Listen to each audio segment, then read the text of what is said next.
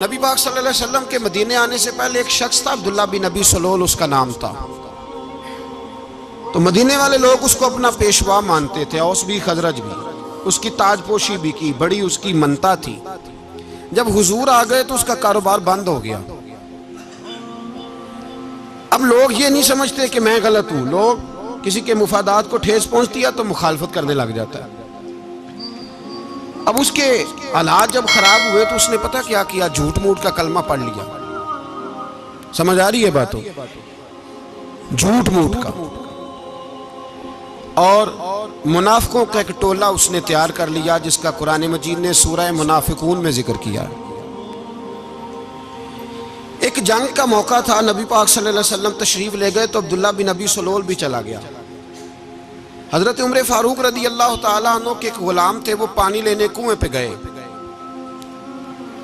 ادھر سے انصار میں سے، چونکہ حضرت عمر کے غلام مہاجر تھے، انصار میں سے ایک شخص پانی لینے پہلے سے آیا ہوا تھا۔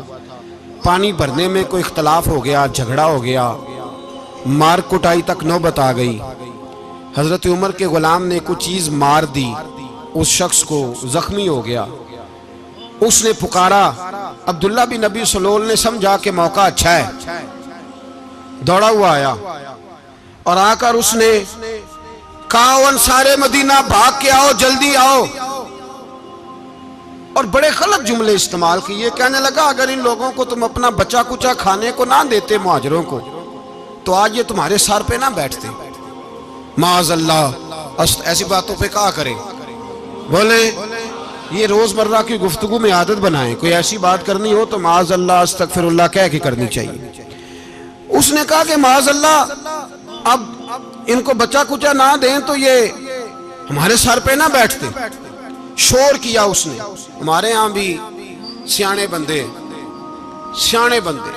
پنچایت کے لوگ وہ کہتے ہیں، تو اس برادری کے بچے سے ہی مار کھا ہے، پتہ ہی نہیں چلا، جا اسے مار کے آ، سر پھاڑا، یہ کار پھوڑ دے اس کا سر، اور دیکھ میں دیکھ لوں گا بعد میں جو ہوگا۔ یہ عقل مند لوگوں کے مشورے نہیں، یہ جاہل لوگوں کے مشورے۔ ناراض نہ ہونا، پر یہ نبی پاک صلی اللہ علیہ وسلم نے فرمایا ہے، حضور کا فرمان ہے۔ یہ کن لوگوں کا کام ہے؟ بول کے بتائیں، بول کے۔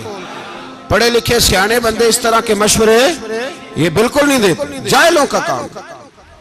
پکارا، مہاجر سارے اکٹھے ہو گئے، انصار سارے آ گئے، اور جب انصار آئے تو مہاجرین کو بھی پکارا، مہاجر بھی آ گئے۔ اب وہ گتھم گتھا ہونے لگے تو کسی نے جا کے محبوب پاک کے کان میں کہا، یا رسول اللہ، وہاں تو مہاجر انصار لڑنے لگے۔ وہ پرانی لڑائیاں پھر سے جاگ گئی ہیں۔ نبی پاک تشریف لائے، حضور نے وہاں لفظ بیان کیے، فرمایا، یہ تم نے کیا جاہلوں جیسا کام شروع کیا ہوا ہے؟ یہ کون سا کام ہے؟ اللہ کرے ہم سب اس کام سے باز آ جائے، آمین تو کہنا۔ اور تو اس برادری دے منڈے کوئی مار کھائیں؟ برادری کیا ہوتی ہے؟ برادری تو تعارف کے لیے، اونچ نیچ کہاں سے آ گئی؟ کہا میرے رسول پاک علیہ الصلوۃ والسلام نے، فرمایا تم جاہلوں جیسے کام کر رہے ہو۔ صلح کرائی، بات رفع دفع کرائی، لوگ چلے گئے، معاملہ ٹھنڈا ہو گیا۔ لیکن عبداللہ بن سلول نے کہا کہ میں یہ موقع خالی نہیں جانے دوں گا۔ پھر گیا وہ اور جا کے انصار مدینہ سے کہنے لگا، ایک دفعہ جا لینے دو مدینے، تم نے میری بات نہیں نہ سنی تو جو وہاں بڑے سردار بیٹھے ہیں ان سے بات کروں گا، اور معاذ اللہ ثم معاذ اللہ ہم ان بے عزت لوگوں کو مدینے سے نکال دیں گے، وہاں صرف عزت والے رہیں گے۔ یہ غلط جملے اس نے ادا کیے جس کو قرآن پاک نے سورہ منافقون میں بیان فرمایا ہے۔ اس نے یہ بات کی۔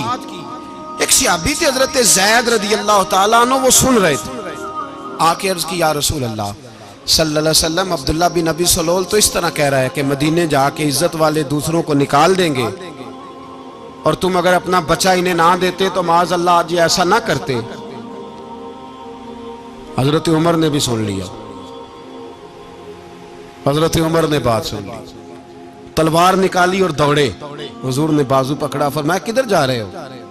کہا یا رسول اللہ، اگر آج سزا نہ دی تو کل اور بات بھی کرے گا، اور اگر آج ایک قتل ہو گیا تو باقی سیانے بن جائیں گے۔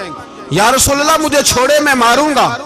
حضور نے فرمایا، عمر چپ کر، وہ جھوٹ موٹ کا کلمہ پڑھتا ہے، لوگ کہیں گے کہ محمد ابن عبداللہ نے اپنے ساتھی مارنے شروع کر دیے۔ چپ کر، حوصلہ کر، صبر کر، دلیری کر۔ حضرت عمر کہتے ہیں میری حضور کے کہنے پر میں ٹھہر تو گیا، پر وہ میرے اندر جو آگ لگی ہوئی تھی ٹھنڈی نہیں ہو رہی۔ کہتے ہیں میں چپ تو کر گیا۔ نبی پاک علیہ السلام نے پوچھا عبداللہ بن نبی سلول سے تو نے یہ کہا ہے؟ کہنے لگا حاشا وکلا، میں نے بات ہی نہیں کی نا۔ اب لوگ کہنے لگے کہ زید تو نوجوان ہے، تو یہ بوڑھا آدمی ہے، چلو صحیح کہتا ہوگا۔ حضور بھی خاموش ہو گئے۔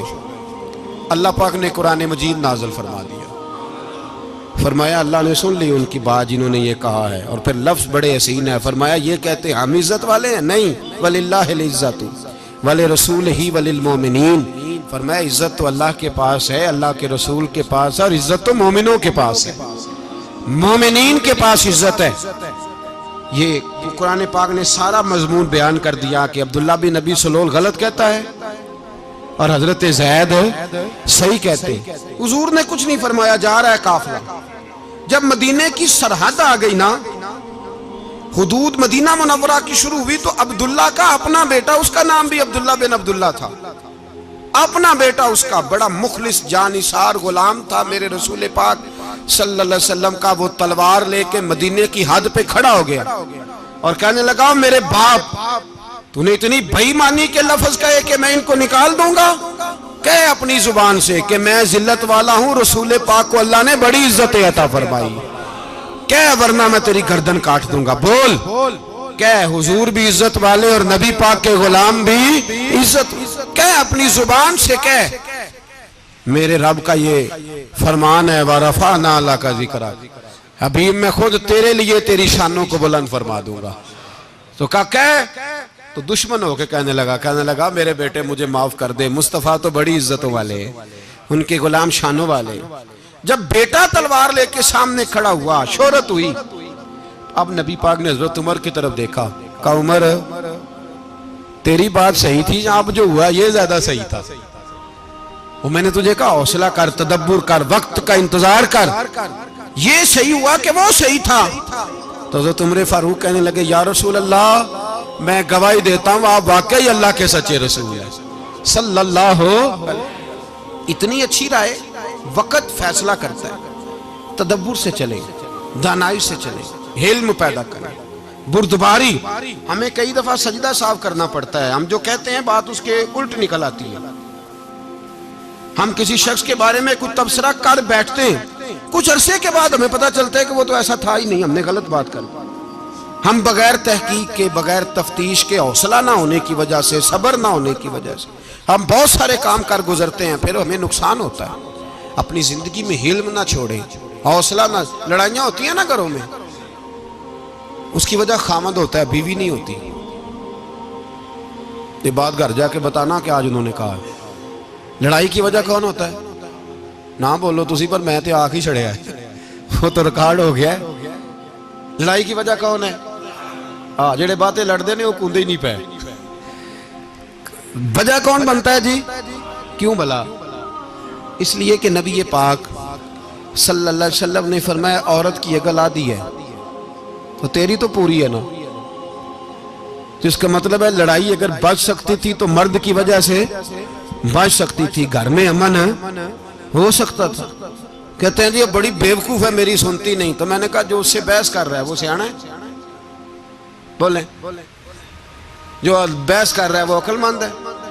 بندہ تو چلو تھا وہ دانشور، شیکسپیئر، باتیں بعض اوقات اس کی کچھ ایسی ہیں۔ اس سے کسی نے پوچھا تھا عورتوں سے کون جیت سکتا ہے بحث میں، تو اس نے کہا تھا وہ جو ان سے بحث نہ کرے، جو ان سے بحث۔ تو بھائی تو وجہ اس لیے کہ حوصلہ تو نہیں کرنا تھا۔ نبی پاک علیہ السلام نے فرمایا بی بی ٹیڑھی لکڑی ہے، سیدھی کرنے کی کوشش کرو گے تو ٹوٹ جائے گی، سیدھی تو پھر کتنا بیوقوف ہے جو پتھر سے سر رگڑ رہا ہے، کتنا نادان ہے جو یہ حرکت کر رہا ہے، دریا میں چھلانگ لگا کے کہتا ہے ڈوبوں گا نہیں۔ تو بھائی حوصلہ پیدا کرے، علم پیدا کرے۔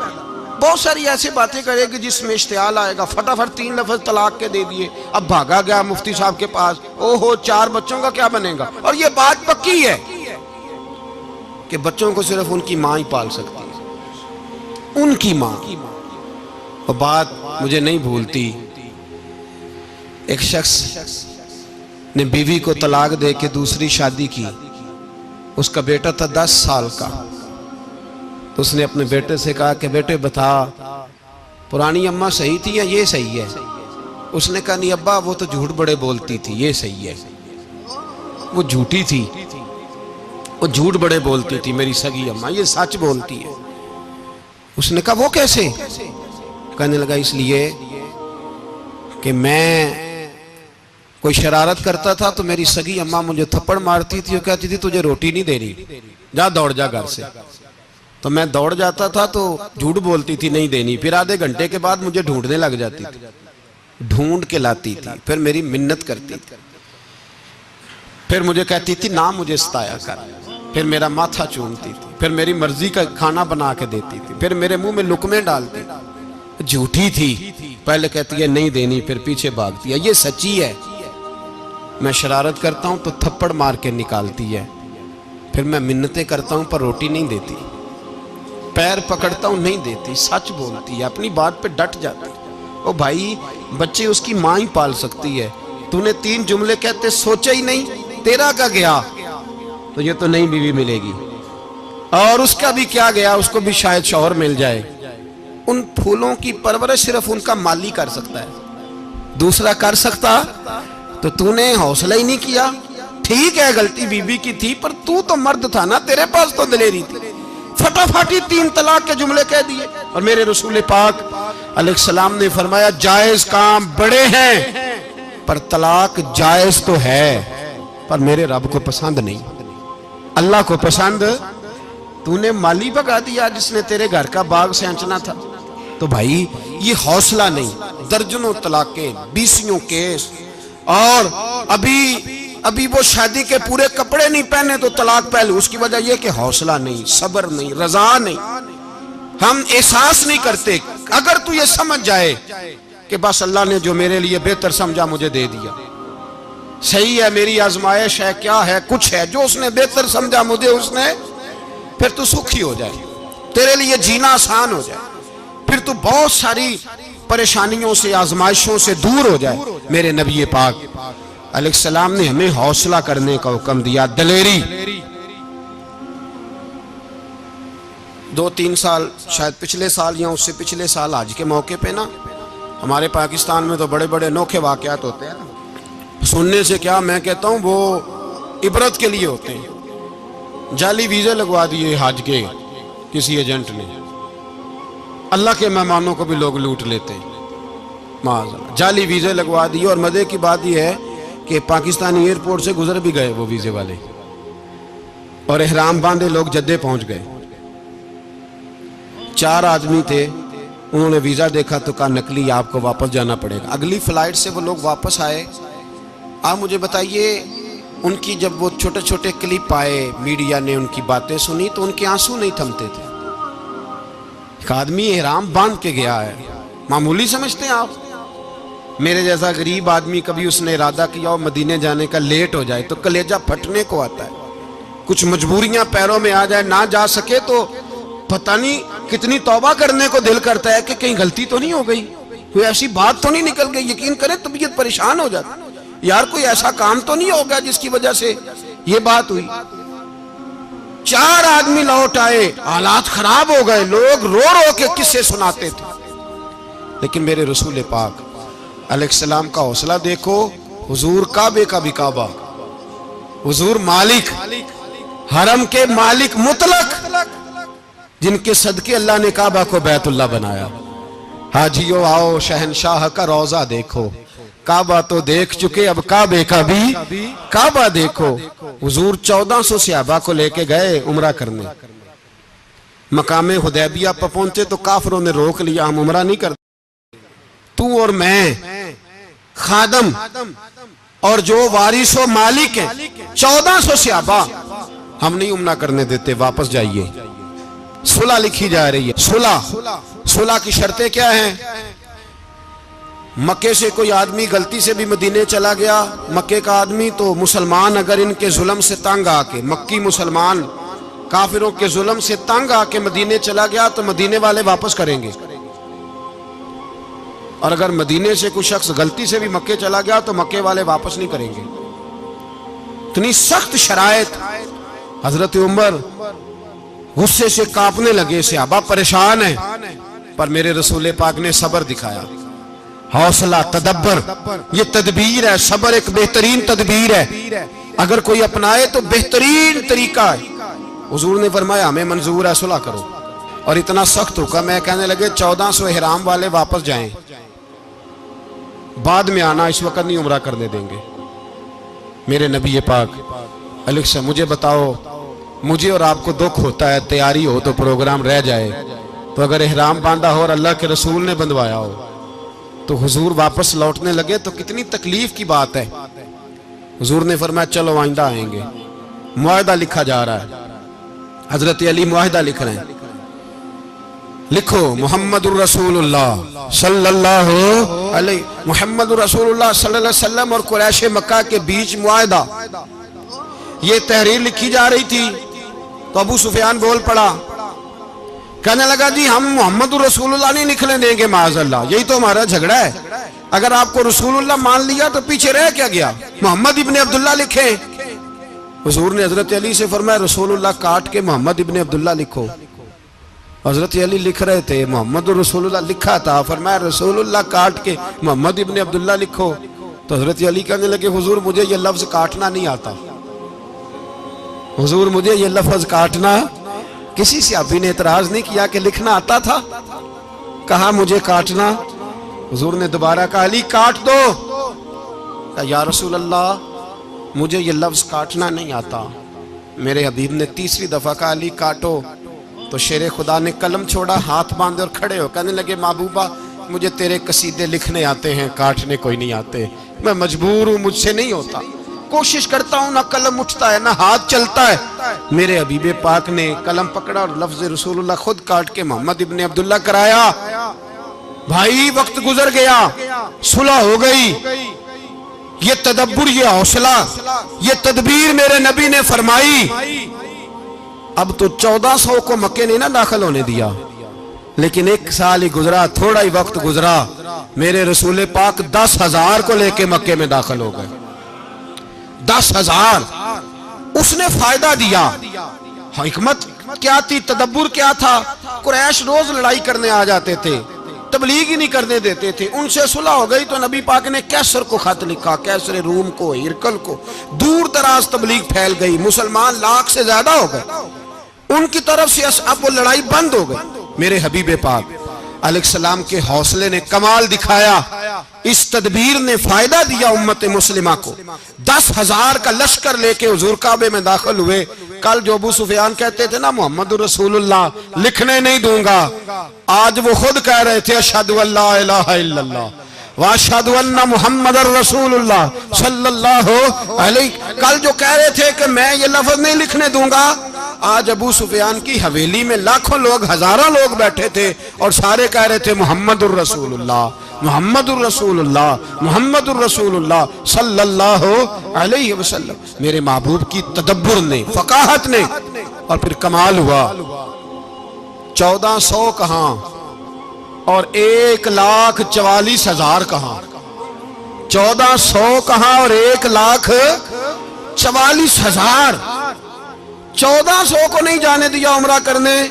میرے رسول پاک 1,44,000 کو لے کے حج کرنے چلے گئے. حضور نے حج کیا, ہر طرف لبیک لبیک کی صدائیں بلند ہوئی. یہ میرے نبی پاک کا تدبر ہے, حوصلہ ہے. اگر وقتی طور پہ حوصلہ کر جاؤ گے, دلیری کر جاؤ گے, آنے والا وقت آسان ہو جائے. حوصلہ نہیں, صبر نہیں, سکون نہیں, 2-4 باتیں, یہاں تک کہ لوگ ابا جی کی بات برداشت نہیں کرتے. ایسے جملے کہہ دیتے ہیں جو دوبارہ پلٹ کے نہیں آتے. ماں کو لفظ نہیں بولتے, باپ کی روح تک چھلنی کر دیتے ہیں وہ جملے. لیکن لوگ اس وقت حوصلہ کرنے, اور ہم پنجابی لوگوں نے تو گنجائش ہی بڑی دے دی ہے. کہتے ہیں بچہ ہے جے ایک ہی ہے, ایک میں حوصلہ کرے کی ہے ماشاءاللہ. تو اگر جوان ہو گیا تو کہتے ہیں گرم خون ہے مکہ کب. اگر بوڑھا ہو گیا تو کہتے ہیں بوڑھوں میں حوصلہ نہیں ہوتا, نہ بچے میں نہ تو کس میں حوصلہ ہوگا؟ بولے کسی میں بھی نہیں. چھٹی سب کو فتویٰ مل گیا نا, یہ بچہ ہے جی, ابھی یہ تو بچہ ہے, آپ تو سیانے بیانے ہیں, یہ بچہ ہے. کمال ہو گئی ہے بھائی, کیا مطلب ہے بچہ ہے؟ بچے کو سارا پتہ ہے, ہر چیز اسے آتی ہے, حوصلہ کرنا ہی نہیں آتا. اور پھر کہہ دیا وہ تو گرم خون ہے. وہ کیا بات کرتے ہو, گرم خون؟ ابے کے گلے پڑ گیا گرم خون, اس کو کھڑا کرو نا ایس پی کے سامنے اور اس کو کہو مار تھپڑ اس کے منہ پہ, تیرے گرم خون کا پتہ چلے. غریب کے یہ گلے پڑ گیا, اس کو کھڑا کرو ایس ایچ او کے سامنے, پھر پتہ چلے گا خون کتنا گرم ہے. وہاں بالکل چپ ہے, بالکل خاموش ہے. اور گرم خون اس کا صرف اماں کے لیے, جلال صرف رہ گیا اگر غریب گھر کی بیٹی بیاہ کے لایا تو صرف اس کے لیے. کوئی ایسی بات نہیں. ہم بڑے سیانے, ہمارا غصہ بڑا سمجھدار ہے, ہمارا وہ گرم خون بڑا سیانا ہے. وہ جہاں دیکھتا ہے کہ معاملہ ہلکا ہے تو وہاں وہ گرم خون جلال میں, اور جہاں دیکھتا ہے کہ سامنے والا تگڑا ہے تو وہاں وہ گرم خون فوراً ٹھنڈا ہو جاتا ہے. حوصلہ پیدا کریں. زندگی حوصلے مند لوگ جیتے ہیں, جو حوصلے مند نہیں ہوتے وہ تو زندگی کا ایک سال لطف سے نہیں جی پاتے. حوصلہ کریں, مسکرائیں. میرے نبی پاک صلی اللہ تعالی علیہ وسلم نے نا عثمان بن طلحہ, کعبے کی چابی ان کے پاس ہوتی تھی, تو حضور نے ایک دن فرمایا عثمان, اچھا یہ نہیں تھا کہ عثمان خاص لوگوں کو چابی کعبہ کھول کے دکھاتے تھے, بلکہ ان کو قریش کی جانب سے یہ حکم تھا کہ جو بھی تجھے کہے تو نے کعبے کا دروازہ کھول دینا. نبی پاک علیہ الصلوۃ والسلام نے نا ہجرت سے 2-4 دن پہلے کہا کہ عثمان ذرا چابی دو, میں نے کعبہ اندر سے دیکھنا ہے. بڑے ٹھنڈے دل سے ذرا سننا, ادھر دیکھو میری طرف, ادھر دیکھیے گا ذرا میرے بھائی. میں نے ایک بندے سے کہا یار پانی کی بوتل دینا دکاندار سے, ایک ہے اس نے کہہ دیا نہیں میرے پاس. اس بات کا کوئی غصہ بولیے, اور اگر وہ کہے سارے زمانے کو ملے گی آپ کو نہیں دینی, پھر بولیں میرا خیال ہے چپ کر کے ہنس کے آ جائیں گے, سوال ہی نہیں پیدا ہوتا. ہم کہیں گے مجھے نہیں نہ دینی, تو نے تو دکان اٹھا یہاں سے, بند کاری سے. کیا مطلب ہے سب کو دینی ہے تجھے نہیں دینی, کیا معنی ہے اس کا؟ لے کے جاؤں گا, جھگڑا ہوگا, بحث کریں گے. عثمان بن طلحہ سے حضور نے فرمایا دروازہ کھولو, کعبہ دیکھنا ہے. عثمان کہنے لگا میں ساری دنیا کو دکھاؤں گا, آپ کو نہیں دکھاؤں گا. کتنی سخت بات ہے, پر قربان جائیں رسول اللہ کے حوصلے پہ صلی اللہ علیہ. عثمان کہتے ہیں میں نے یہ بات کی تو نبی پاک مسکرانے لگے, اور میں اچھا نہیں دینی, تو حضور نے نا مسکرا کے اور میری کمر پہ تھپکی دی, فرمایا اچھا یاد رکھنا یہ چابی میں تجھ سے لے لوں گا, اور جس کو میرا دل کرے گا میں اس کو دوں گا. عثمان کہتے ہیں روز رات کو نبی پاک کے یہ جملے میرے کانوں میں گونجا کرتے تھے, گونجتے تھے کہ حضور نے فرمایا. کہتے ہیں جس دن پتا چلا نا نبی پاک 10,000 کا لشکر لے کے آ رہے ہیں, تو ابو سفیان میٹنگیں کر رہے تھے, مکے کے سارے سردار تیاری کر رہے تھے, اور میرے کانوں میں ایک ہی لفظ تھا کہ حضور نے فرمایا میں چابی لے لوں گا, پھر جس کو میں چاہوں گا اسے دوں گا. عثمان کہتے ہیں حد ہو گئی, وقت گزر گیا, حضور آ گئے, طواف فرمایا, اور طواف کے بعد میرے نبی پاک علیہ السلام نے فرمایا بلاؤ نا ذرا عثمان کو. عثمان کہتے ہیں میں چابی لے کے آیا تو دوسرا جملہ کوئی نہیں. ساڑھے نا کوئی بندہ مشورہ دے وہ دی نہ منیے, تے جے کام مونجو ہو جائے نا, جن جو نے مشورہ دیتا سی تے وہ نال ہی غوث پاک بن جاندہ ہے. تینوں آکھیا سی نا فوراً ہی داتا علی اجویری ہو جاندہ ہے. وہ کہندے تینوں پتہ نہیں میں کٹا ولی اللہ, تینوں میں آکھیا سی میں نہ کر, اور بندہ پریشان ہوتا ہے کام الٹ ہو گیا, اور لاگوں آکھی جاندہ ہے ویکھو جی میں تے تانوں پہلوں ہی آکھیا سی. جی عجیب بات ہے, شیخ چلی کی طرح پیچھے پڑ جائے گا, میں نے تو پہلے ہی کہا تھا.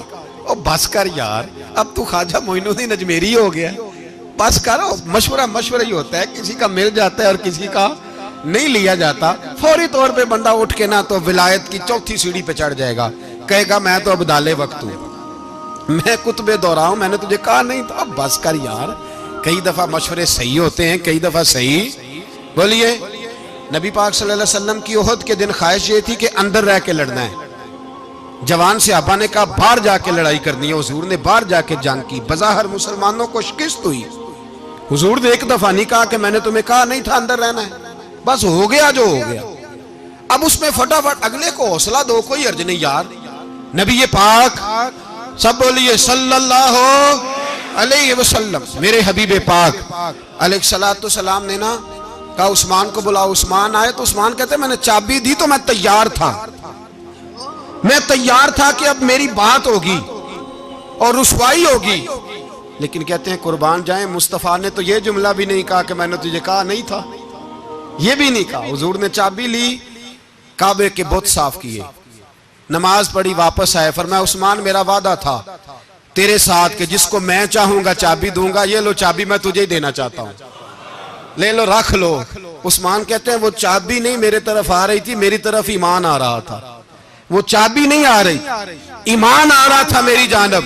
کہتے ہیں میرے ہاتھوں میں چابی آئی اور میری زبان پہ کلمہ توحید جاری ہو گیا. بھائی تدبر، حوصلہ، صبر، رضا. ہمیں تو ٹائم بھی نہیں گزارنا آتا. گھر کا ماحول، گھر کے اندر رہ کے لوگ دکھی ہیں، اس لیے کہ ہماری طبیعتوں میں حوصلہ نہیں، ایک منٹ کے لیے نہیں، ایک سیکنڈ کے لیے بھی ہم یہ برداشت نہیں کرتے کہ چلو تھوڑا انتظار کریں، وقت کو دیکھیں، موقع کو دیکھیں. میرے نبی پاک علیہ السلام پہ اتنی مصیبتیں آئیں کہ پہاڑ پہ آتی تو وہ ریزہ ریزہ ہو جاتے، لیکن کسی مقام پر بھی حضور علیہ السلام شکوہ کرتے نظر نہیں آتے.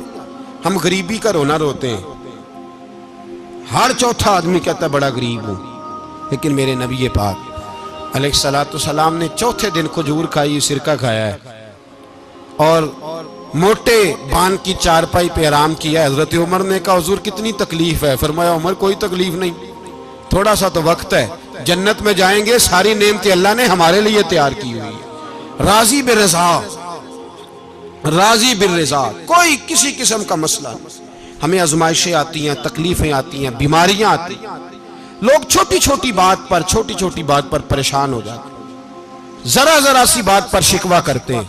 میرے رسول پاک علیہ السلام نے فرمایا جب میرا رب کسی کو بیمار کرتا ہے تو 2 فرشتوں کو بھیجتا ہے، جاؤ میرے بندے کی تیمارداری کر کے آؤ. اللہ اکبر، خود رب بھیجتا ہے، جاؤ میرے بندے کی. تو مجھے بتائیے جب اللہ بھیجے تو پھر تندرست خوش نصیب ہوا کہ بیمار؟ جی تندرست پھر خوش نصیب کون ہوا؟ میرے نبی پاک صلی اللہ علیہ وسلم نے فرمایا رب 2 فرشتے بھیجتا ہے، فرماتا ہے پتہ کر کے آؤ میرے بندے کا اس کا کیا حال ہے، حالانکہ اللہ سارا ہی جانتا ہے. فرشتے آتے ہیں، واپس جاتے ہیں، رب کریم پوچھتے ہیں بتاؤ میرا بندہ کیا کہتا تھا؟ اللہ تجھے سارا ہی پتہ ہے، پر ہم سے پوچھتے تو بتا دیتے ہیں. وہ یہ کہتا تھا کہ میں اپنی رب کی رضا پہ بڑا ہی راضی ہوں. وہ تیری حمد کر رہا تھا، تیری تعریف کر رہا تھا، تیرا شکر کر رہا تھا، تیرے لیے کلمات حمد بیان کر رہا تھا. تو میرے نبی پاک علیہ السلام فرماتے ہیں، اللہ فرشتوں سے فرماتا ہے سنو پھر اگر میں اپنے بندے کو اس بیماری میں شفا دوں گا تو اس تندرستی سے زیادہ اچھی تندرستی دوں گا جو پہلے اسے عطا کی ہوئی تھی، پہلے سے اچھی صحت دوں گا. اور اگر اسے اس بیماری میں موت دوں گا تو پھر مرتے ہی اس کے لیے میں جنت کا فیصلہ فرما دوں گا. بھائی جب تو راضی بالرضا رہتا ہے، راضی بالرضا، بڑی سادی سی بات ہے بھائی. آپ گھر گئے روٹی مانگی تو اگر کسی نے کہا نا کہ اتنی تھکاوٹ ہے ٹائم پہ آیا کریں اس وقت، تو روٹی تو وہ بھی مل گئی پر اس میں لذت، وہ سکون نہیں، وہ سکون نہیں. میری اماں جی سالن پکا کے رکھ لیتی تھی تو روٹی جب بھی کوئی مانگتا تھا تو تازی بنا کے دیتی تھی، ان کی طبیعت تھی. تو میں اکثر ان سے کہتا کہ اماں جی پکا کے رکھ دیا کرو. تو کہتے تمہیں خوشی نہیں ہوتی جب تمہاری اماں تازی پکا کے دیتی ہے؟ خوشی ہوتی ہے، طبیعت میں خوشی ہوتی ہے. ان کا مزاج تھا، ذوق تھا، تو ہم سمجھتے تھے یار یہ بڑی سعادت کی بات. تو آپ گھر گئے رات کو تو گھر والوں سے کہا روٹی، تو فوراً اٹھے فوراً، اور انہوں نے کھانا تازہ بنایا اور ساتھ یہ بھی کہا باہر سے نہ کھایا کرے بندہ بیمار ہو جاتا ہے. کتنی ٹھنڈک پہنچتی ہے آدمی کے دل کو، سکون ملتا. تو بھائی بیماری تو آپ نے کاٹ لی لیکن ساتھ کہو ہو بڑا بیمار ہوں، میں نے تو اتنے گناہ بھی نہیں کیے، ظلم بھی نہیں کیا، کسی کو کچھ بھی. اب بیماری تب بھی کٹ گئی پر بڑی آزمائش، مریض ڈاکٹر کے گلے پڑ رہا ہے، اس کے لواحقین جھگڑے کر رہے ہیں، بیماری وہ بھی کٹ گئی. اور ایک بیمار وہ ہے جو چارپائی پہ لیٹا ہے اور کہتا ہے جس طرح میرا اللہ راضی اسی طرح میں بھی راضی. تو بیماری اس کی بھی کٹ گئی. حضرت یونس علی نبینا علیہ السلام نے ایک دن حضرت جبریل امین ملنے آئے تو جناب یونس علیہ السلام کہنے لگے اے جبریل اللہ کے نیک بندوں میں جو اللہ کو اس وقت سب سے زیادہ پسند ہے نبیوں کے بعد، توجہ کرنا بات پر، جو سب سے زیادہ اللہ کو پسند ہے نبیوں کے بعد ولیوں میں، اور سب سے زیادہ اللہ جس کو اللہ کی بارگاہ میں عبادت گزار لکھا جاتا ہے، میری اس بندے سے ملاقات کرا۔ تو حضرت جبریل نے جناب یونس علیہ السلام کو ساتھ لیا تو ایک شخص کے پاس پہنچے جو آنکھوں سے اندھا تھا، دونوں ہاتھ اس کے سلامت نہیں تھے اور پورے جسم میں پیپ جاری تھی، ریشہ تھا۔ جب جا کے السلام علیکم کہا نا حضرت یونس نے، اس نے وعلیکم السلام کے بعد پہلا لفظ پتہ کیا کہا؟ اس نے کہا یا اللہ تیرا شکر ہے، یا اللہ تیرا، آپ بھی ادا کریں اللہ کا شکر، یا اللہ تیرا، اللہ تیرا شکر ہے۔ تو حضرت یونس علیہ السلام کہنے لگے تو شروع سے اس طرح کا ہے، نابینا بھی اور ہاتھوں سے معذور بھی اور سارا جسم شروع سے؟ تو بڑے ہی خوبصورت لفظ اس بیمار نے کہے، کہنے لگے نہیں حضور میں بالکل ٹھیک ٹھاک تھا، جب تک میرے رب نے چاہا کہ یہ دنیا کو دیکھے تو تب تک اس نے مجھے آنکھیں دیں، اور جب اس نے چاہا کہ اب اس کا دیکھنا بہتر نہیں تو اس نے واپس لے لی۔ تو یا اللہ تیرا شکر ہے، اللہ تیرا شکر ہے۔ پھر کہا جب تک اس نے چاہا کہ میرے ہاتھ رہے تب تک رہے، جب اس نے چاہا کہ میرے لیے بہتر نہیں تو اس نے لے لیے، تو یا اللہ تیرا شکر ہے۔ جب تک اس نے چاہا کہ میرا جسم صحیح و سلامت رہے تو رہا، اور جب اس نے چاہا کہ میرے لیے بہتر نہیں تو مجھے بیمار کر دیا، تو یا اللہ تیرا شکر ہے۔ تو حضرت یونس علیہ السلام کہنے لگے جبریل واقعہ یہ اللہ کا سب سے زیادہ شکر گزار بندہ ہے، سب سے زیادہ عبادت گزار بندہ ہے، سب سے زیادہ۔ میرے نبی پاک علیہ السلام نے فرمایا میرا مومن ہر حال میں ہی نفع میں ہے، نعمت ملے تو شکر کر کے نفع، مصیبت آئے تو صبر کر کے نفع، اپنی زندگی میں تحمل، بردباری، علم پیدا کرے، حوصلہ پیدا کرے۔ ہر آنے جانے والے شخص کے مزاج کے مطابق اسے نہ ملے، اپنا مزاج صحیح رکھے، اپنی طبیعت کے مطابق اپنے ماحول کو برقرار رکھیں۔ علم کے ساتھ گزارا کرو گے تو رشتہ داروں سے بھی بنی رہے گی، دوستوں سے بھی بنی رہے گی، ہر ایک سے تعلق رہے گا۔ اور اگر آپ کے اندر یہ حوصلہ نہیں تو پھر سارے معاملات پریشانی کا شکار ہو جائیں گے۔ یہ تو آج کا مضمون تھا۔ ہمیں نا لوگ مشورہ دیتے ہیں، کہتے ہیں پیر صاحب درویشوں کو سیاست کی بات نہیں کرنی چاہیے، دیتے ہیں نا مشورہ لوگ؟ جی تھوڑا تھوڑا بول دیں، تھوڑا تھوڑا دیتے ہیں نا۔ اگرچہ ہم ان کی بات نہیں مانتے، اس لیے کہ اقبال نے کہا تھا جدا ہو دین سیاست سے تو رہ جاتی ہے چنگیزی، جدا ہو دین سیاست سے تو، اور پہلا فکرہ یہ ہے کہ جلال بادشاہی ہو یا جمہوری تماشا ہو، جدا ہو دین سیاست سے تو رہ جاتی ہے۔ اس نے کہا جب سیاست اور دین علیحدہ علیحدہ ہوتے ہیں تو چنگیز خان اور ہلاکو خان پیدا ہوتے ہیں۔ سیاست جب تک مسجد کے اندر رہتی ہے تب تک پاک صاف رہتی ہے، وہ گندی ہوتی تب ہے جب مسجد سے نکل جاتی ہے۔ حضرت علی کے زمانے تک مسجد میں رہی، پاک صاف رہی، یزید باہر لے گیا تو گندی ہو گئی، حضرت عمر بن عبدالعزیز دوبارہ مسجد میں لے آئے تو پھر پاک ہو گئی۔ لیکن پھر بھی ایک ساتھی نے مجھے کہا تو اس کی بات میں، سب کی باتیں نہیں مانتا، اس کی بات میری سمجھ میں آئی۔ وہ کہنے لگا جی اصل بات یہ ہے کہ سیاسی تبصرے تجزیے ہم اخباروں میں ٹی وی پہ جا کے بیٹھیں، جا کے بڑی مہربانی میری طرف دیکھیں، وہ ہم سنتے رہتے ہیں تو ہمارا دل کرتا ہے مسجد میں صرف ہم رسول اللہ کا پیار ہی سنیں۔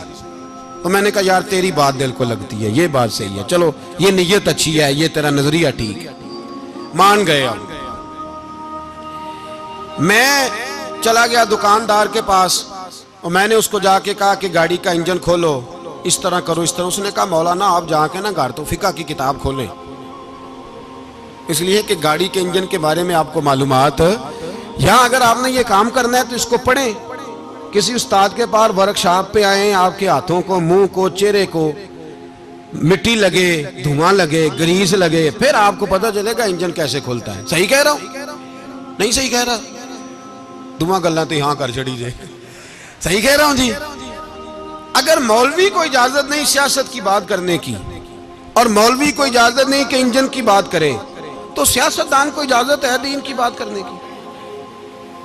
یہاں تو وہ آئے نا مدرسے میں پڑھے، پورا دین حاصل کرے، پھر وہ بولے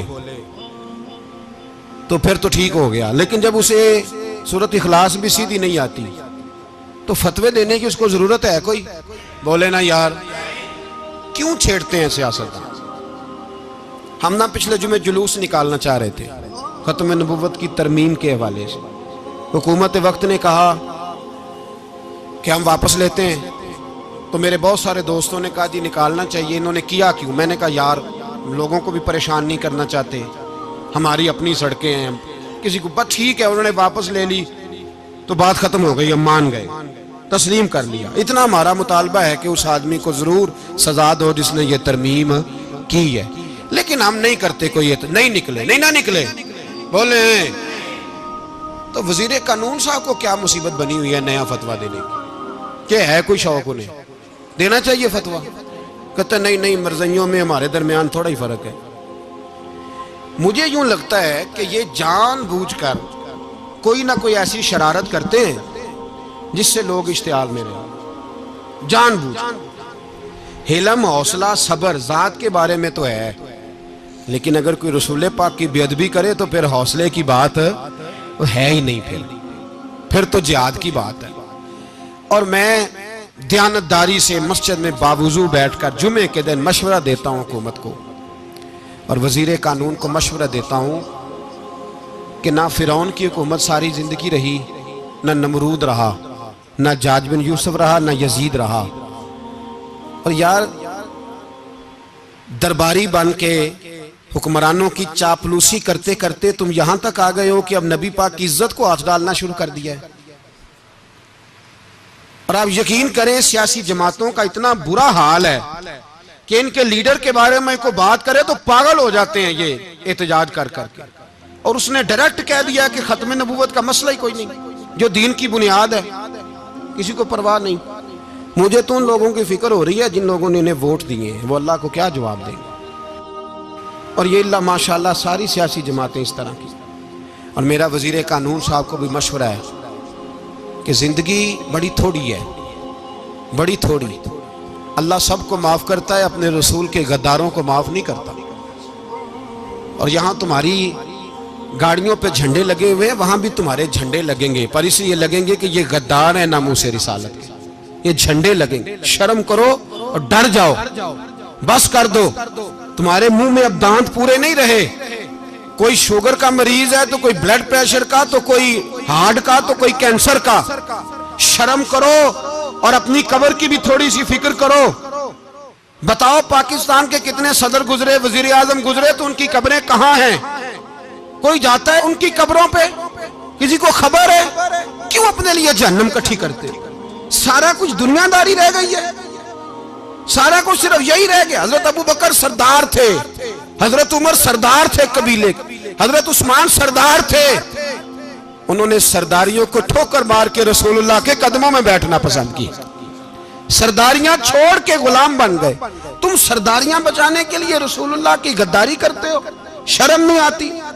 اور قوم شکوہ ہے مجھے ان لوگوں سے جو مولوی تو کہہ دیتے ہیں تو سیاست نکار، اور کسی سیاستدان کو منع نہیں کرتے کہ جب تجھے سورت فاتحہ بھی نہیں آتی تو تجھے کس نے اجازت دیا اتنی بڑی بات؟ اور میں نے پچھلے سے پچھلے جمعے بھی کہا تھا، پھر کہتا ہوں اور آن دی ریکارڈ کہتا ہوں، مرزائی کل بھی کافر تھے، آج بھی کافر، اور قیامت تک، اور جو ان کے کفر میں شک کرے وہ بھی، اور پکا بے ایمان ہے، کافر ہے۔ وہ وزیر قانون ہو یا صوبائی ہو یا وفاقی ہو، من شک فی کفر ہی فقط کفر، جو مرزائی کے کفر میں شک کرے وہ بھی کافر ہے۔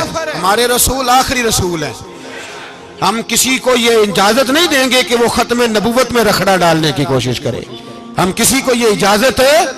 اور تم نے قوم کو لوٹا، لوٹتے رہو، اب ایمان پہ ڈاکے تو نہ ڈالو۔ تمہیں دولت لوٹ کے پیٹ نہیں بھرا، اب ایمان لوٹنا شروع کر لیا ہے۔ تمہارا فیکٹریاں لوٹ کر، قومی خزانہ لوٹ کر پیٹ نہیں بھرا، بھائی مانو اب دین بیچ کر اپنی حکومتیں پکی کرو گے۔ اور وہ لوگ بھی تیار ہو جائیں جو ان بے ایمانوں کو منتخب کرتے ہیں، ان سے بھی سوال کرے گا ختم نبوت کا موضوع قیامت کے دن کہ تم بتاؤ، ان کو سپورٹ کرتے تھے جو رسول اللہ صلی اللہ علیہ وسلم کے بعد بھی کسی نبی کو نبی ماننا درست جانتے تھے؟ شرم آنی چاہیے، خیال ہونا چاہیے۔ اور میں نے کہا کہ ہمارا دل نہیں چاہتا، آپ یقین کریں، ہمیں شوق ہے جلوس نکالنے کا، تمہارے خلاف باتیں کرنے کا۔ تم نے روز تھرمامیٹر نکالا ہوتا ہے، چیک کرتے ہو کہ ایمان کتنا ہے کتنا نہیں ہے۔ یہ پاکستان اگر صوبہ سندھ ہے تو وہ حضرت عبداللہ شاہ غازی کا ہے، اگر بلوچستان ہے تو حضرت بابا عبد الرحمان کا ہے، اور اگر پشاور ہے تو وہ صوفیاء کا ہے، اور اگر یہ دھرتی پنجاب ہے تو یہ داتا علی اجویری کی ہے، یہ بابا فرید الدین کی ہے۔ اس میں کسی غدار کو قبضہ کرنے کی اجازت بالکل نہیں ملے گی، اور ہم وہ لوگ بھی نہیں جو چپ کر کے اندر سوتے رہیں، قوم جو کرتی ہے کرتی رہے، ہمیں پرواہ نہیں، نہ ایسی کوئی بات نہیں۔ کوئی بندہ نہ سمجھے کہ انہیں ہوش نہیں، انہیں پتہ نہیں، ہمیں سارا کچھ ہی آتا ہے۔ پھر اگر کل کو کوئی ممتاز قادری پیدا ہو گیا تو شکوہ نہ کرنا، کل کو کوئی پھر سے عامر چیمہ نکل آیا تو شکایت نہ کرنا، یاد رکھنا۔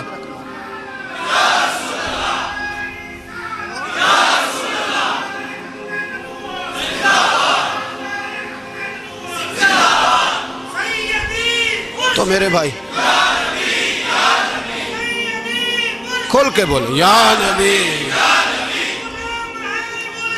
رسول کے صلی اللہ۔ تو یہ مشورہ،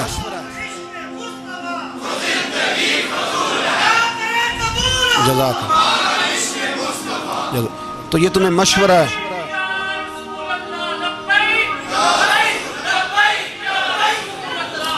میری بات سنیں، یاد رکھیں، یہ لوگ بعد میں پچھتاتے ہیں، پھر مناظرے کراتے پھرتے ہیں، اس نے صحیح کیا کہ غلط کیا، پھر انہیں ہوش آتی ہے بعد میں، پھر ان کے حواری نکل نکل کے میدانوں میں دلیلیں دیتے ہیں۔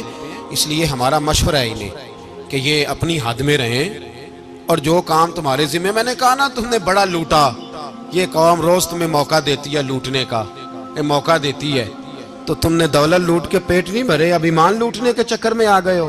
یاد رکھو، مسلمان گناہگار ہیں، غدار نہیں ہیں۔ تمہیں دولت لوٹنے کا تو شاید موقع مل گیا ہے، پر ایمان لوٹنے کا موقع نہیں ملے گا، تو اس لیے اس کو لگام دو۔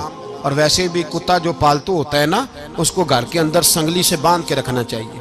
یہ تمہارے بوٹ چاٹتے ہیں، بھونکتے ہیں، تمہارے حق میں وزارتیں لیتے ہیں، ہم نے تو کوئی وزارت نہیں لی تم سے، اور نہ ہمیں شوق ہے اس لیے کہ ممبری کیا کرنی ہے جس کو ممبر رسول عطا کر دیا جائے، اس نے کیا کرنی ہے یہ ممبریاں جس کو پکا پکا ممبر رسول دے دیا جائے، تو اس لیے اس سے باہر آؤ۔ میں نے کہا بڑے بڑے نمرود، فرعون، قارون دفن ہے، تمہارا بھی نام تک نہیں ہوگا، بالکل نام نہیں ہوگا۔ اس لیے ہمارا مشورہ، اور آپ لوگ بھی آئیں نا یہ اگلے سال، تو ان کو کھڑا کر کے پوچھ لینا، اسلامی جمہوریہ پاکستان کا تم نے ایم پی ایم نے بننا ہے، پہلا کلمہ ہی صحیح سنا دو، چلو خدا کا واسطہ یہی بتا دو کہ تمہیں نماز بھی ڈھب سے آتی ہے کہ نہیں، اور آپ کی موج ہے، آپ بٹھا لیتے ہیں سر پہ، کیا کریں، سمجھانے والے مفت گناہگار ہو گئے اور بہکانے والے سب تمہارے یار ہو گئے۔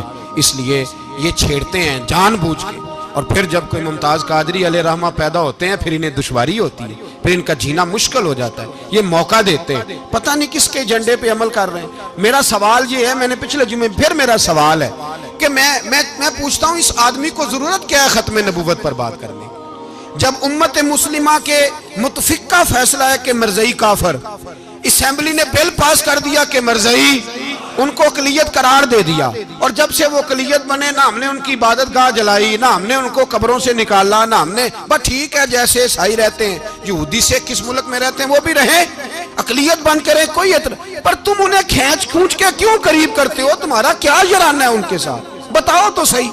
ان لوگوں سے ان کو چاہیے اپنے منہ میں لگام ڈالیں، اور اگر نہیں ڈالیں گے پھر انشاءاللہ ڈالی جائے گی، اور بڑی تگڑی ڈلے گی، اور پھر ایسی ڈلے گی ایسی ڈلے گی۔ سلمان تاثیر جب مرا تھا نا تو 5-5 لاکھ روپیہ مولویوں کو آفر کی جنازہ پڑھاؤ، 5-5 لاکھ روپیہ چھوٹے چھوٹے مولویوں کو۔ اور داتا صاحب کی مسجد کے خطیب بھی صوبائی جو تھے وہ خطیب تھے، ملازم تھے، انہوں نے کہا کہ ایمان نہیں بھیجنا، نکالنا نوکری سے تو نکال دو۔ اور بادشاہی مسجد کا مولوی جس کا پتہ ہی نہیں چلتا کبھی کدھر چلا جاتا ہے کبھی کدھر، یہاں تو وہ بھی کھڑا ہو گیا، اس نے کہا نا ایمان نہیں بیچنا۔ گورنر ہاؤس کی مسجد کا امام کہنے لگا کہ بخشا جانا نہ جانا یہ تو رحمت الہی کا معاملہ ہے، پر اتنا گندا جنازہ نہیں پڑھنا، اتنا گندا جنازہ نہیں ہم پڑھیں گے، مرنے کے بعد تمہارے جنازے نہیں پڑھے جاتے، تمہاری قبریں خراب ہوتی ہیں، کدھر ہیں تمہاری دولتیں؟ اور وہ مولوی آج تک پتہ ہی نہیں کدھر گیا جس نے اس غلیظ کا گندا جنازہ پڑھایا. تو بھائی اپنی قبر حشر کو جب جہاں تمہارے جنازے نہیں پڑھے جا رہے تو وہاں تمہارا کیا حال ہوگا. اس لیے ان لوگوں کو چاہیے کہ اپنی زندگی اس طرح گزاریں کہ کچھ نہ کچھ منہ لے کے سرور کائنات کے پاس چلے جائیں، ورنہ ایسا نہ ہو کہ یہاں بھی پھٹکار اور وہاں بھی پھٹکار. اس لیے ہمارا مطالبہ ہے حکومت سے کہ شرم کرو اور ایسے بھائی مانوں کو، کالے ناگ جو تم نے بھرتی کی ہوئے ان کو نکالو، اور اگر تعریفیں کروانی ہو، تلوے چٹوانے ہو تو اندر کمروں میں ان سے چٹوا لیا کرو. ان سے کہو کہ یہاں ہماری نوکری کرو، باہر نکل کے رسول اللہ صلی اللہ علیہ وسلم کے دین کے بارے میں گفتگو نہ کرو. اس لیے کہ اللہ تبارک و تعالیٰ نے اس دین کے اندر بڑا حسن اور بڑا جذبہ رکھا ہوا ہے، بڑا وقار ہے. ہمارا مطالبہ ہے حکومت سے کہ ختم نبوت کے مسئلے پر کوئی سیاستدان گفتگو نہ کرے. آپ تائید کرتے ہیں اس بات کی؟ اس پر کوئی سیاستدان کوئی گفتگو. ہمارے پاس بڑے تماشے ہیں سیاست کرنے کو، باقی تماشوں پہ سیاست کرو. یہ رسول اللہ کی ناموس کا معاملہ ہے، یہ چھیڑنے کی تمہیں اجازت. مجھے سمجھ نہیں آتی یار، جب بات ختم ہو گئی، اسمبلی نے بل واپس لے لیا، تو صوبائی وزیر قانون کو آخر تکلیف کیا ہے؟ آپ کے پاس جواب ہے کوئی اس بات کا؟ یہ بات ختم ہو گئی، ہم نے جلوس نہیں نکالا، چھوڑ دیا، خاموش ہو گئے. علماء نے میٹنگیں بلائی تھی، کینسل کر دی، ٹھیک ہے جی بات. اب دوبارہ سے کیوں چھیڑتے ہو؟ پھر کہتے ہیں احتجاج ہوتا ہے، شور ہوتا ہے. تم خود ایسی حرکتیں کرتے ہو جس سے افراتفری پیدا ہوتی ہے. یہ ملک رسول اللہ کے نام پہ بنا ہے، اور قیامت تک یہاں وہی ہوگا جو میرے رسول پاک صلی اللہ علیہ وسلم کی رضا ہوگی، اور نبی پاک کے قانون کے خلاف کوئی قانون یہاں چل سکتا؟ اللہ ہمیں سمجھنے کی توفیق عطا فرمائے.